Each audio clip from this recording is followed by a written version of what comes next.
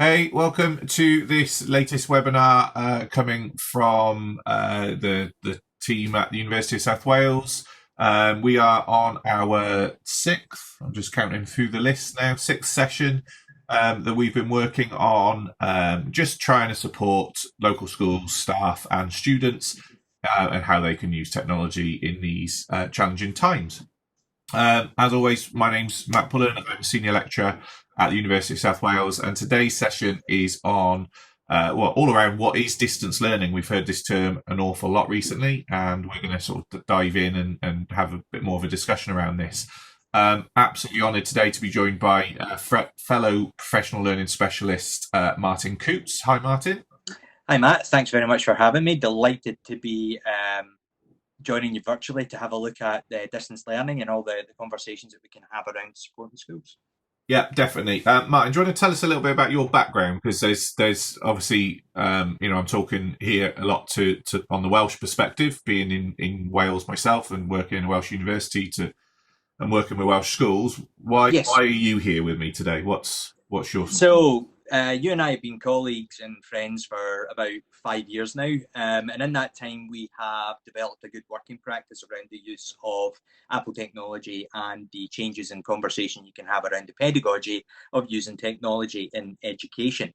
My background, similar to you, is secondary based. I started life as a secondary maths teacher up here in Scotland. I'm based in the northeast of Scotland, where I have taught for my entire career. I started as a secondary maths teacher. I then moved into a digital learning specialist, where I supported schools in their deployment and rollout of technology, all types of technology, but mostly around the use of iPad. And then I had the privilege of working alongside a countrywide company for Positive or Negative that both you and I were a member of, where we supported schools throughout the UK. But Wales and Scotland have kind of got this, it's a leek and thistle connection, I think is probably the best way to put it. Whatever we do in Scotland sometimes acts as a model for what other countries do. And I know Wales, your digital curriculum has kind of followed suit with our curriculum for excellence and our technologies, experiences and outcomes. So we often find our paths diverging, our paths kind of meeting quite a lot in terms of the support that we both offer for schools, being, you know, at opposite ends of the country. The conversations that we have tend to be quite similar. So the fact that you've invited me along here to speak to people from your university and beyond is a privilege. And I have had the pleasure of coming down to your university and presenting to some of your students a few years ago at one of your digital learning days. yeah? And I'm always impressed with the level of engagement that comes out, the thought-provoking questions that are asked, and the commitment to enhancing learning outcomes through the use of technology that your students exhibit. Yeah, and you obviously you just alluded to the fact that sort of similarities in our curriculums. Obviously, Professor Donaldson had a lot to do with yours and has had a lot to do Yep. with ours, and so there are similarities there. So we often have discussions about what's been implemented in Scotland and what might we learn from that in terms of what's happening in Wales. So that's obviously why you're here today. So thank you very much. Right. So if you are joining in with us live, we'd love if you've got any questions at all. Please do use the chat window if you've got anything you want to ask. Obviously, you can always contact myself or Martin on our Twitter handles if you have any questions following this, if you're not watching this live. So this is what we're going to be discussing today, all obviously around distance learning. What is it? How can it be structured? How does it support students, teachers, other people, I guess? Those things might come up. And what are the potential issues around distance learning? So what could cause some of the problems? What are the problems inherently now when people are moving to what is distance learning? And I'm going to use inverted commas there, or air commas, around distance learning, because we're going to jump straight into this sort of discussion around what is distance learning. So I know, Martin, you've done a lot of variants of distance learning as an Apple professional learning specialist. We've had discussions about how we can support people from a distance. Yep. Distance learning, I think, has become an all-encompassing term recently for what we are doing. Home learning, Yeah. another one. Online learning, online teaching. I think there's lots and lots of terms been bandied around, and I think what I wanted to discuss with you today was it isn't all the same. Online learning is an actual thing that's been taking place for decades, probably, and very successful. And Yep. what we're doing now possibly isn't online learning, and there's a danger, I think, with not understanding fully what we're actually talking about at the moment. So, should we start with blended learning at the top of there? What do you understand by blended learning? What is that, and why isn't it distance learning?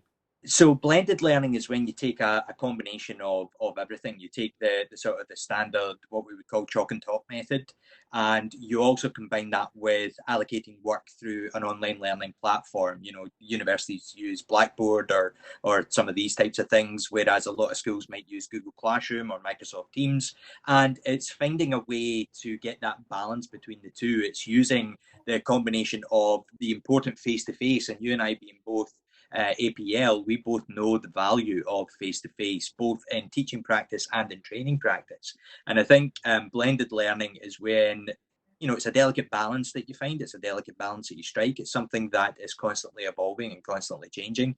But it's certainly where you try to combine aspects of both chalk and talk and digital learning tools from home. Yeah. And would you say at this point, like blended learning is there'll be sort of elements of this, right, where people will be trying to have face-to-face conversations with students, be it through WebEx like this or Zoom or any of those variants, and also putting things available to children online. I personally would think at this point, you should almost be looking at what is working now and what are you missing, right? Because that's almost going to become your blended learning approach. What is it that we cannot do without? What has to be done face to face, all of those things. But then also looking at, well, there are certain areas here that we possibly are benefiting from by putting this in an online space. It allows students to access things more than once, all of those other elements. Yeah. I think it would just be advisable, and I'd love to know your opinion, that somebody in every establishment is just taking stock of what is working now. Where are we seeing a benefit? Cost saving, time saving, those sorts of things. Impact, I suppose it's harder to measure. Yeah. What can we definitely not do without? What has to be done in a face to face?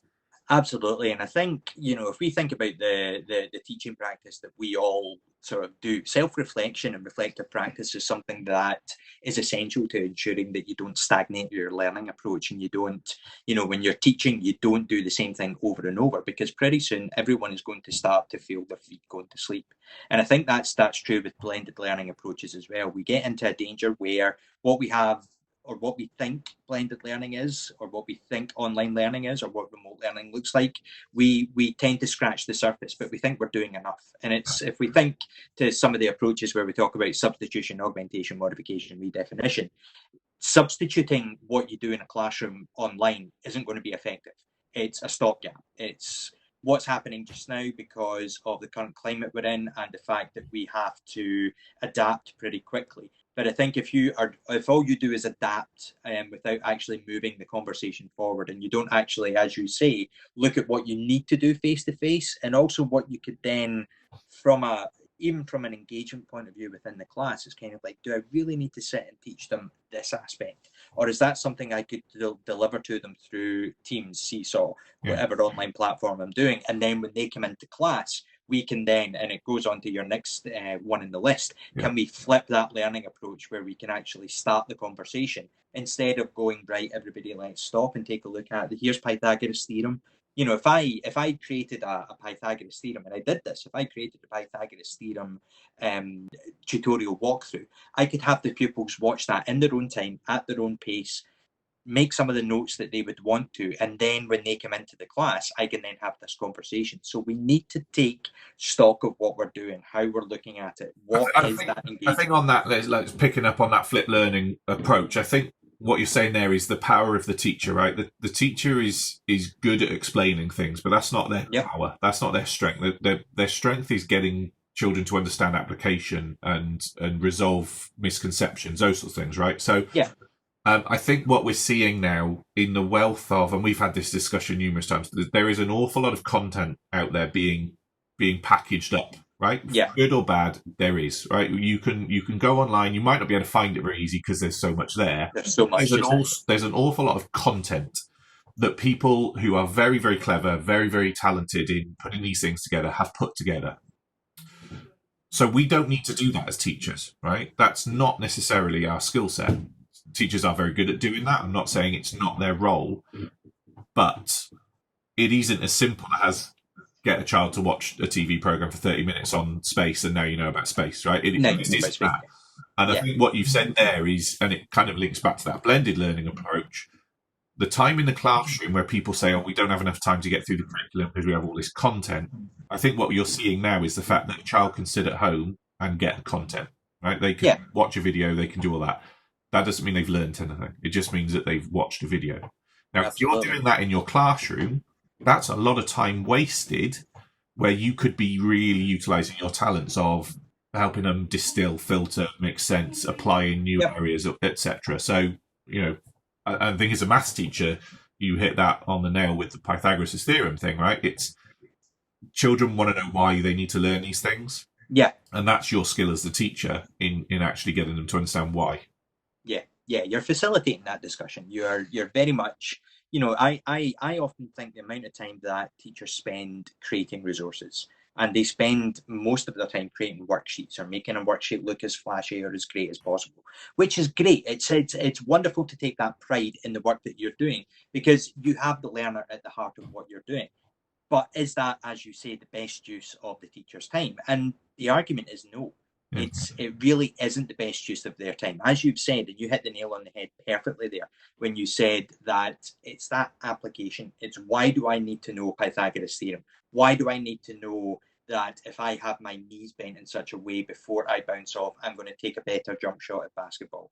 Why is it that this certain prose or this certain bit of text is relevant to the entire story or the entire novel that I'm reading? It's starting that discussion because it then makes that connection for the learners. And it as you say, there is so much content out there that do the teachers really need to find, do they really need to spend their time making the content, or do they need to have a bank of resources that other educators have spent time doing that they then know will apply to the learning process within their class? And I read something yesterday actually about this, which is like education is probably not going to go back to the way it was before all of this happened, because we're going to have to learn from this. And the fact that content is widely available now, if you're doing home learning, homeschooling, whatever you want to call it, if you're doing that at the moment, children can find the answer. If you put a quiz online for them, they can find the answer because they've got Google or Safari, whatever, right? Yeah. So we have to understand now that that is where the knowledge is kept. So, or what is it that we actually teach? And I would say, and judging by what I was reading, employers are going to want people that can have these sorts of discussions, right? Have a discussion with people about your knowledge of something. How do you convince someone of your way of thinking? How do you develop an idea further by having a discussion? You're there, the skill set. Yes, it needs to be based on content. Of course it does, because otherwise you don't have anything to talk about. And, you know, we'll talk with a friend of ours, Kurt and Johan, about the whole consumption versus creation thing. You need to consume things to be able to create, right? You need to be able to... To be a good creator, you need to know where to consume the content and how to actually use that content. Yeah, but the key thing there is using it, because if you just sit there and consume all the time and do nothing with it, you're just a fancy hard drive, right? You're just a human that just stores lots of information. Cool. Look, there's no point going through home learning and distance teaching and all those things. I want to move to I think we've covered point. Yeah. What we've said is they're all different, right? But the last point is really, I think, what the majority of education establishments are doing at the moment, which is emergency online support, which is we've shut. How do we help students, right? And I think my point here is to just reiterate: you can't say you're doing online learning or blended learning or flipped learning because they are specific things. If what you're doing is putting stuff on your website or stuff on Twitter or whatever it might be, you are providing online emergency support so students can access stuff. There's a whole world of training, I suppose, that goes with how do you actually turn that into online learning and how do you measure those things, which kind of brings me to this slide that I've seen gone around Twitter, the conversations about synchronous and asynchronous. Just to summarize very, very quickly, synchronous is doing it in time. I'm the teacher, you're the students. This is a live broadcast, and it replicates what I do in the classroom to some extent. I'm going to teach you and you're going to learn at the same time. Asynchronous is I'm going to record this and allow you access to do it in your own time, and it's going to take place at different levels.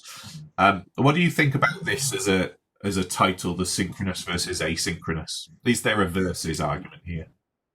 I don't know if I would say there's a versus argument. I would say that there's a synchronous or asynchronous, I think would be the way to put it, rather than the two existing differently. Is there a way that the two can coexist? Is there a way that you can do what we're doing right now, which is a kind of synchronous approach where we're doing this webinar and we're hoping people join in, but chances are they will look at this later.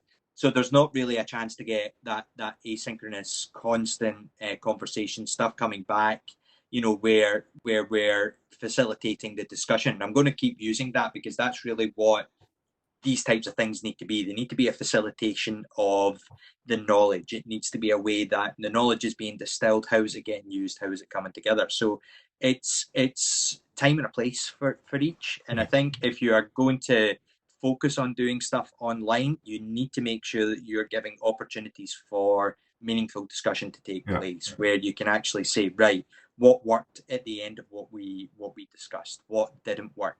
What did you like about it? What can we do differently next time? Because if you don't take that feedback on board, if you don't listen to what people actually feel they need, and this is true whether you're delivering a training or delivering a classroom lesson, if you don't meet the needs of and I'm going to use your air quotes now, your learners, whether they are teachers, whether they are pupils, if you don't meet their particular needs, then all you're doing is just talking into a camera for 30 minutes. You're not actually matching what they need to grow, what they need to expand, what they need to develop. And as much as we love technology, right, and we like I said, we've known each other because of our use of technology in teaching and learning.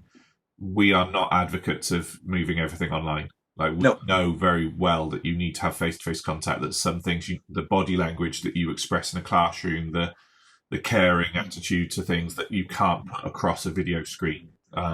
Technology is as useful now as it will be when this is gone. Technology is as useful in the classroom as it is at home. There are lots of things. I think the one thing that I want to say on synchronous versus asynchronous is online learning is not taking what you did in your classroom and just doing it via a video camera. That's not online learning. That's emergency teaching. That's trying to do something to fill a gap. But there are lots of other issues that we'll talk about later as to why you can't just say 9 till 10 is a maths lesson and hope that the people at the other end of whatever you're putting out are able to access that between 9 and 10 for various reasons.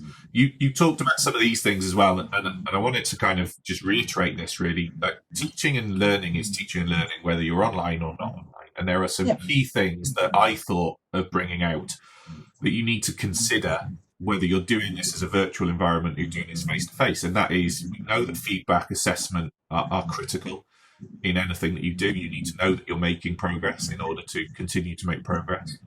Practicing things, consolidating any skills, applying it, so taking it further so that it becomes more than what it was before, so that you're not just learning Pythagoras' theorem, like you said, you're understanding why I need to know it and applying it in new situations. And that bottom one, engagement. Because I think what I've read about most on social media, conversations with teacher friends, is they can put as much information on learning platforms as they like, but there is no guarantee that the person on the other end has even switched on the device. They could have the device, they could have 50 devices in the household. There is no guarantees and no way of actually really engaging that learner, because until they switch on the device, until they care enough to do that, they're not engaged. And that's probably one of the key things here, right, of what tools are you doing to engage the learners in that teaching. That's the hardest part, I think. I mean, like you're saying, the doing the feedback can be quite easy. It can be as simple as a video recording that you do after viewing some of the work that's been put out. How you assess the work, that's not really going to change, because again, the pupils they're handing in work. How they're handing in the work is what's changing. How you're assessing it doesn't always have to change when you do when you move away from emergency online teaching to things like because we've got things like Seesaw, Shobi, Classroom, Teams.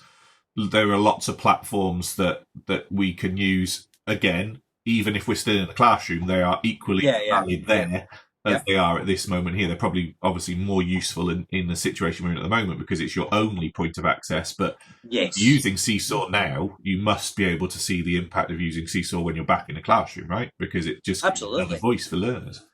Absolutely, because again, it's that kind of way where you might have had a little bit of fear beforehand. I don't know how this is actually going to work. I don't know how the pupils are going to take to it. I don't know, but all of the concerns that teachers have when they start to use these platforms. But now you automatically see, and as a parent, from my point of view, when my children are given work via Seesaw or Microsoft Teams, I see that it's not a massive shift for them. They're used to the role that technology plays. In fact, if anything, they're happier that technology is being used because it fits in more with their particular learning style. And I know that argument won't fit for everybody, and that conversation won't fit for everybody.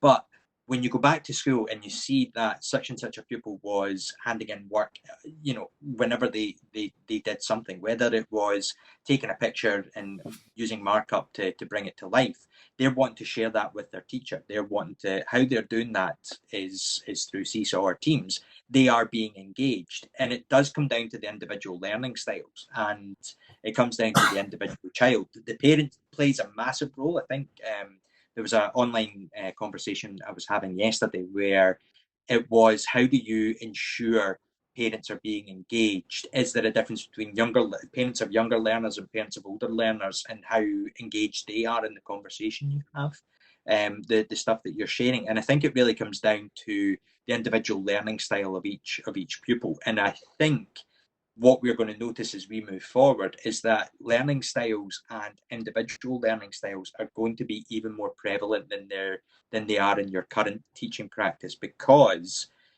that little Johnny will be more engaged using technology than little Jennifer, because she doesn't have a reliable access to devices or things of this nature. So again, you're going back to that reflection. You're going back to what's working. What do you need to keep? What do you need to change? What is something that you still need to do face-to-face? And what can you get away with moving to a blended approach? And we would talk about that probably, like, terminology-wise, as personalisation of learning, right? So, absolutely. So schools will talk about like learning styles or differentiation, things like that. What we would sort of encompass there when we do our support for schools is that personalisation of learning, knowing what your learners like in terms of how they present their work. If it's a student who might struggle with their spelling, or an EAL learner, what avenues are we providing for that learner to be able to express themselves so they can achieve? It's simple when you put it that way, and I know it's not as easy as that in a classroom when you've got 30 learners, all with their own individual needs. But I think what you might be able to use on the back of this is developing a better understanding of the engagement levels of your students and what they can do. And now is a great time to test these things out, right? Absolutely. So we kind of leads us on to this. So how does it help? So I think there's the opportunity here to think post-COVID, post this, we go back to school, hopefully we're in 5 days a week and all of that, and it returns to some sort of normal, whatever that might be. There is an opportunity to say, what can technology do? We now have had this phase of test, try. Yep. We probably have a better understanding of who can access things at home, who can't access things at home, what platforms are we using, Seesaw, Shobi, Teams, all of those things. We know we can extend those learning opportunities. We know we can support parental engagement. And I think for me as a parent, what I love to see at this point is videos from his teachers coming home, be it them in it, be it just their voice or whatever, because I think for me that helps me be an extension of the school and vice versa, so that I'm not combating against processes. I'm 30 years older than my son. Things changed an awful lot in those 30 years in terms of approaches to certainly maths, which is obviously your thing. And I know schools teach it in a different way to how I was taught it. So we have a lot of those arguments. I think there's the opportunity to deepen the understanding. I see my son Massively. at the moment making videos about things, trying to create his own books about things. He was taking that knowledge and going deeper with it because he's got a bit more time, a bit more flexibility at home to do it in a way that suits him. He's got his own stuff around him to be creative with. He's making videos about Lego stories today and thinking differently about what he can do. Excellent. And then well-being. I think this is a huge thing at the moment, right? Like everyone's well-being, parents, teachers, children. For me, I think just being able to see people's faces. We've done this a lot recently, just having those video calls, just to be able to see someone else's face, I think is useful. And I think that doesn't change for an 8-year-old kid. No. And wanting to see their teacher's face to say, hi, everything's okay, I'm here, I'm going through the same as you. And I'm smiling, you're smiling, that's good. Yeah. And it's a simple thing. I'm not saying teach via video in that way. That might not be as easy with 30 children on the screen or wanting to at the same time, but just to say hello, I think, is a really powerful tool. Yeah, my children's school do that. They have a set. I mean, it's a set time each week where my son's class might meet at 1:30 on a Wednesday. My daughter's class might meet at 10 o'clock on a Thursday. Yeah. But the video isn't enabled for any of the children. It's just enabled for the teacher, and the children can have a conversation like this, but they can see their teacher. And their teacher will, do a daily check-in with them where tell me how you're feeling. Tell me what and why you're feeling that. More importantly, why are you feeling that way? Why are you a bit nervous? Why are you maybe a bit scared? Why are you missing your friends? Yeah. All of these things. And it just makes that child feel valued. Yeah. It might not, it might not always happen at home in some situations, but if a child can see that even under the current climate, the teacher is still thinking about them, that they are still very much front and foremost in the teacher's mind, it goes a long way to supporting their mental state moving forward. Yeah, definitely. QR code on the screen links to just a collection of things. I'll open this up. Oops, I'll go back one. I'll open this up just to show it's just a collection of some documents I've been trying to track. So you can scan this and go into it yourselves. And it is just some ideas collated from communities about, you can develop your own knowledge around use of technology. There's some well-being things in there. There's the debate around synchronous and asynchronous that we were just talking about. So, if you want to scan that QR code in your own time, there's opportunities there to have a look in more detail. Okay, so what happens next? So there's some issues here, right, about who has access to technology, who doesn't have access to technology, whether that's because they have no devices at home, because they haven't internet access at home. I just thought of these kind of questions that I think would be useful for schools, institutions, teachers, whoever it might be, to kind of just consider at this point.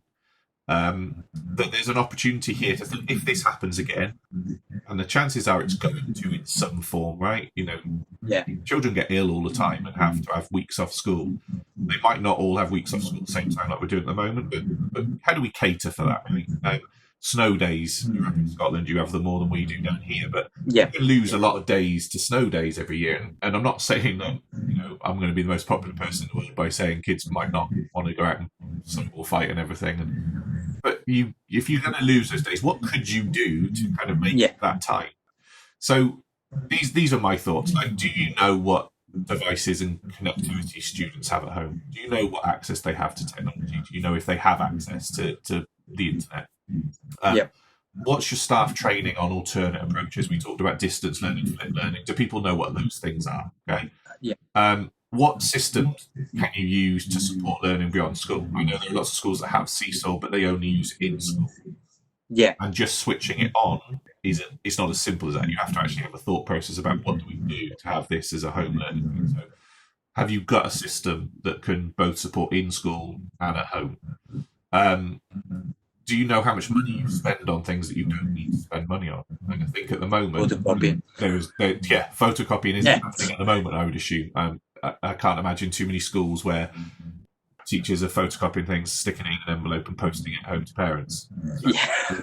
So if you're getting by now by sharing things in a way, if you're using things like Showbie Seesaw, could you utilise that? Do you need to still photocopy it when you go back? And again, we're not saying yes or no to any of this. We're just saying these are discussions. And having worked with schools, we've seen the impact of these technologies being had.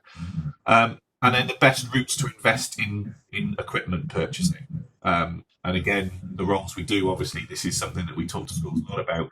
I'm going to come on to this one, Martin. This is something I reached out to academia, which is a technology company that supports schools and education around the country, just to ask them, like, what are the costings roughly for... I asked for iPads, but I'm sure they supply lots of other things as well. And this was a package that I found on their website. So for £8.49 per device per month, you get 30 student devices, 8 crayons, which is the stylus pens, each one of them with a case and insurance. The teacher gets a device, gets an Apple Pencil and a keyboard. The classroom gets an Apple TV, and then it comes with other things as well. So to support putting apps on the devices, maintaining the devices, all those sorts of things. So training from people like yourselves as well to help from us to make sure that all of that. And that means that for those 3 years, that's the cost it would cost per year, and then over the 3 years, after that 3 years, you just trade it all back in and get the latest devices. So your stock never goes out of date. And I think that's something that not a lot of schools understand, that is something you can do. I also did another bit of maths. You'll be proud of me, Martin, being a maths teacher or ex-maths teacher. So I worked out that if you photocopy a worksheet per child per lesson every day, right? Which lots of schools will do that as a minimum, and lots of schools will do more than that. Okay. Yep. So as a minimum, you are spending £1,000 per year on photocopy for a worksheet. I'm not including the other things, and that's nothing else. Yeah. So in order to get that deal, what you're looking at is thinking, I need to find the other 3/4 of that investment. I don't know. I know school budgets are tight at the moment, but I think there's definitely an opportunity at the moment to consider, is it a better investment to use to get technology so that we can utilise it, extend school learning days, extend access, support home learning? I don't know. I just like you're saying though, that £1,000 per year, that's one worksheet. Yeah. That's a single worksheet. That's not counting photocopying multiple worksheets a day, or worksheets that you have to, booklets that you make up, or things that you have to send home to parents. Absolutely. Yeah, that's what I meant. That's your minimum, really. That's your minimum, That's your minimum. So I think there's an opportunity now, and I think there potentially are people who are watching this that could do the maths for themselves and think, look, we'd say it's not affordable, but if we now are having to look at how we change our practice anyway, there's an opportunity to look at how changed practice can make savings and how those savings can be reinvested. Absolutely. And again, we're not here to say this is what you should or shouldn't do. We're here to just talk about what distance learning could look like. And the one barrier to distance learning at the moment is, do people have access to devices? Equity of access, and until you have equity of access, you can't really do online teaching, because what you do is you just widen the gap between those that have and that's it. So, and that's a whole other discussion. I'm just going to leave with this. Myself and a couple of other educators in similar roles to Martin are doing a similar talk to this Thursday evening. We'd love other people to join in. You can scan the QR code there. We're just going to dive in more discussion similar to what me and Martin have had here, but from different viewpoints. And if you're interested in joining in, that would be great. Martin, thank you so much for your time. Well, thanks for having me. It's great talking to you about things, and I hope you can join me on some webinars later on in the month as well. Oh, I'll be there, definitely. Thanks for having me. Thanks for joining in. And if you have any questions, I think Matt will put back up the contact slide for us so that you can get in touch. Anything that you need. Both of us, if you contact Matt and you've got a question for me, he can get in touch, vice versa. It's that kind of way we I think, apart from our wives and our children, we talk to each other most. I think I've actually spoken to Matt more than I've spoken to my mother over the past few weeks. Martin, thank you so much. No problem. Thank you for joining in live or listening to this on replay, and we look forward to joining you on other webinars down the line. Thank you very much. Thank you.